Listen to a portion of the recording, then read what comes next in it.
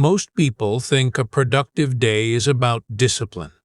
Waking up at 5 a.m., cold showers, forcing yourself through a to-do list by sheer willpower. That's not what actually happens on my best days, and it's not what happens on the best days of the most productive people I've studied either. What actually happens is quieter than that. It's a system, a sequence of small decisions made before the day starts, so that willpower is barely needed at all. Today I'm going to walk you through exactly how I spend my day, hour by hour. But more importantly, I'm going to show you the 5 principles running underneath it, the ones that actually explain why it works. Because copying someone's schedule is useless. Understanding the system behind it is not. And near the end, I'll show you the one principle that most productivity advice gets completely backwards. The part almost nobody talks about, even though it's arguably the one that matters most. Here's the structure. We'll move through 5 parts of the day: the morning, the deep work block, the midday reset, the afternoon, and the evening shutdown. At each stage, I'll show you what I actually do, and then the one underlying principle that makes it work. Things like ultradian rhythms, decision fatigue, and the Zeigarnik effect. Do not worry if those things sound complicated. By the time you finish watching this video, you will understand the morning routines in terms, and you will know exactly which morning routine to use for your own day, no matter what your morning routine schedule looks like. Let us start where every morning actually starts, not with the alarm clock, but with what happens in your brain before you even open your eyes to start your morning routine. My alarm goes off at 6:30 a.m. Not because early mornings are magic, they're not, but because it matches my chronotype, which is just a scientific term for your body's natural peak alertness window. Some people are wired to peak in the morning. Others peak later in the day. People think one way is better than the other. That is not true. The problem is that people copy what someone else does, like waking up at 5. This person is probably very different from them, so it will not work. So the first thing to do is not to wake up. It's wake up at the time that matches when your brain is naturally most alert. Here's what I don't do in that first hour: check my phone. And there's a specific reason for this, tied to something called decision fatigue. Decision fatigue is the idea that your capacity for good decision-making isn't constant throughout the day. It depletes with use, the same way a muscle gets tired.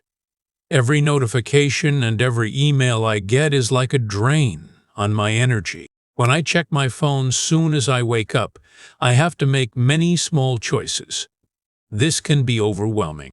So I made a change. My first hour of the day is very simple. I do the things in the same order every day. First, I drink some water. Then, I take a walk outside. After that, I have a easy-to-make breakfast that doesn't require thought. It's not exciting. It works for me. That's the point. When your morning requires 0 decisions, you preserve your best mental energy for the decisions that actually matter later. By 7:30 a.m., I'm not just awake, I'm at close to full mental capacity, and I haven't spent a single ounce of it yet. This is the first transferable principle. Protect your decision-making energy in the morning by removing unnecessary choices, not by adding more willpower. From 7,030 to 9,000, I do the hardest task of the day, which is also the most important task of the day. This is the time when I focus on the task that's the hardest and the task that is the most important. I make sure I do this task and this important task during these hours. Not email, not meetings. The one task that actually moves the needle. This block is built around something researchers call ultradian rhythms, a concept from sleep researcher Nathaniel Kleitman. Our brain does not work in a line all day, it works in blocks. We can focus well for about 90 minutes. Then our brain gets tired. We need a break. Most people try to fight this. They do not use the way their brain works. They push through the dip with more caffeine or force themselves to keep working when their brain has already checked out. The result is hours of work that produce very little. Instead, I schedule my single most demanding task for the first 90-minute window of the day, when both my chronotype and my ultradian rhythm are aligned, meaning I'm naturally at peak focus and haven't spent any decision-making energy yet. That's not a coincidence. It's stacking two biological advantages on top of each other. During this block, phone is in another room, not on silent physically elsewhere. This is important because of something called attention residue, which is a term that the researcher Cal Newport talks about. When you stop what you are doing to look at a message and then go back to what you were doing, your brain does not completely go back to the thing you were doing first. This attention residue thing is what Cal Newport is talking about. A residue of the interrupted task lingers, and your performance on the resumed task measurably drops. So it's not just that checking your phone costs you the 30 seconds you spent looking at it. It costs you the 10 minutes of degraded focus afterward, too. At 9:00, I stop, even if I'm not finished. This is intentional. Stopping mid-task at a natural breakpoint actually makes it easier to re-enter the work later, because you're resuming a thread instead of starting cold. The second transferable principle: your best hour of the day should go to your hardest task, not your easiest one, and that hour should be protected from interruption completely. Now, here's where most people's schedules fall apart.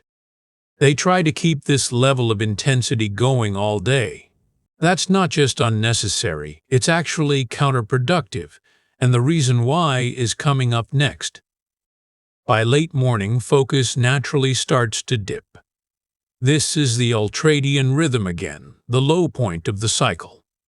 Most people interpret this dip as a personal failure. I'm being lazy, I need more discipline. It's not a failure, it's biology. I have found that it is better for me to work with it, of fighting it. This is when I do things that are not very important. I respond to messages. I do quick administrative work, and I do tasks that do not require me to think very hard about the work I am doing with my lower stakes tasks. It's the right kind of task for a lower focus window. Around 11:00, I take an actual break, not scrolling on my phone, which is not restorative because it still consumes attention, but something physically different, a short walk, stretching, or just sitting without a screen. The mechanism here matters. Your brain's directed attention system needs rest the same way a muscle does, and passive screen time doesn't give it that rest, it just redirects the fatigue somewhere else.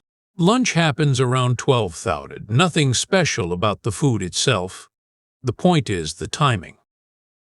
Eating at the time every day seems to help keep your energy levels steady. You do not get that feeling in the afternoon. This is something to think about because it goes against something people often say. Keep going when you feel tired. This idea thinks that the problem is that you are not trying hard enough. It isn't. Biology is the problem, and no amount of willpower changes what your brain is doing at that point in its cycle. Working with the dip instead of against it isn't laziness, it's accuracy. The third thing to keep in mind is to match the difficulty of your task to how energy you have. Don't try to do work that needs a lot of focus when you don't have the energy for it.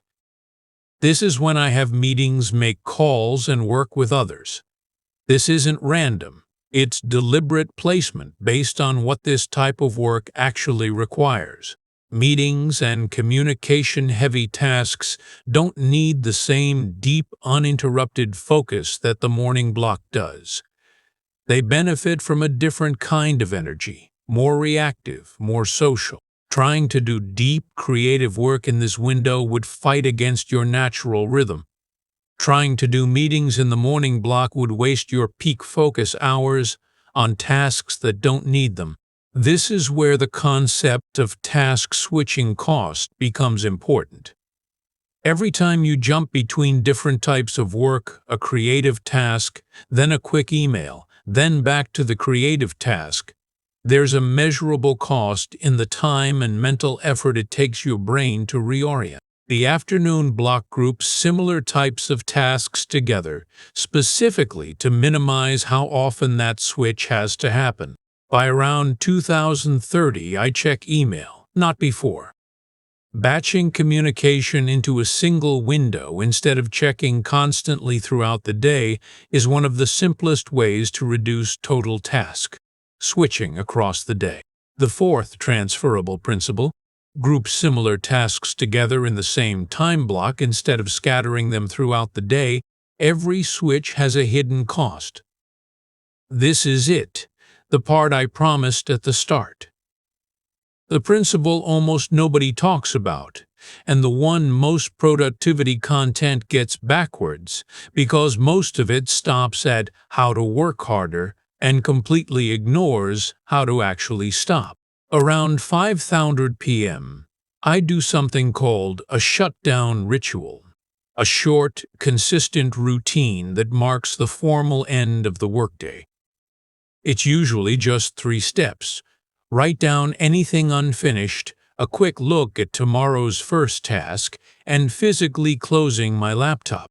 This sounds small, but it's addressing something specific: the Zeigarnik effect, a well-documented psychological phenomenon where unfinished tasks stay active in your mind, creating a low background hum of stress, even when you're not actively working on it. That's why you can be sitting at dinner and suddenly think of an unanswered email.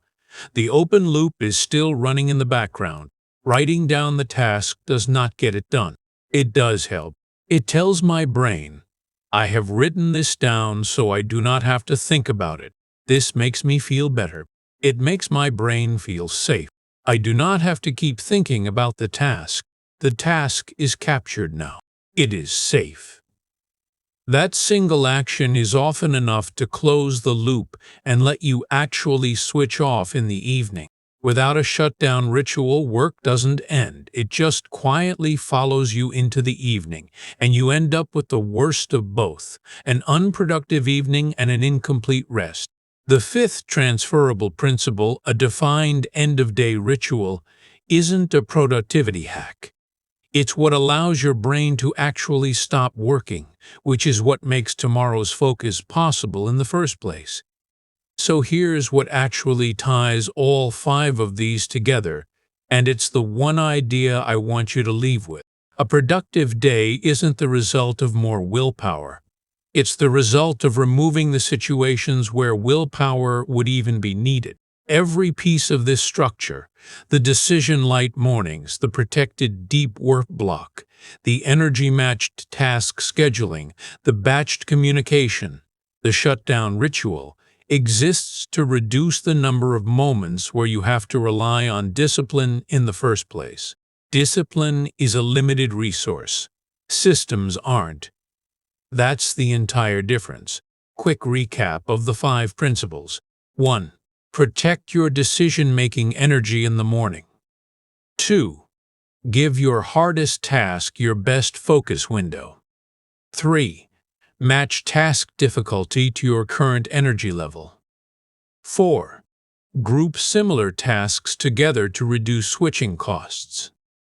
5. Use a shutdown ritual to actually close the day. None of these require you to wake up at 5 a.m.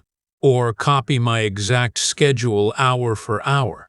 They require you to understand why the schedule works and then build your own version around your own chronotype, your own energy patterns, and your own responsibilities. If this gave you a clearer way to think about your own day, the next step is simple. Don't try to change everything tomorrow. Pick one of these 5 principles, just one, and apply it this week. If you want more breakdowns like this, where we take something ordinary and actually explain the system underneath it, subscribe. That's exactly what this channel is for. Thanks for watching. I'll see you in the next one.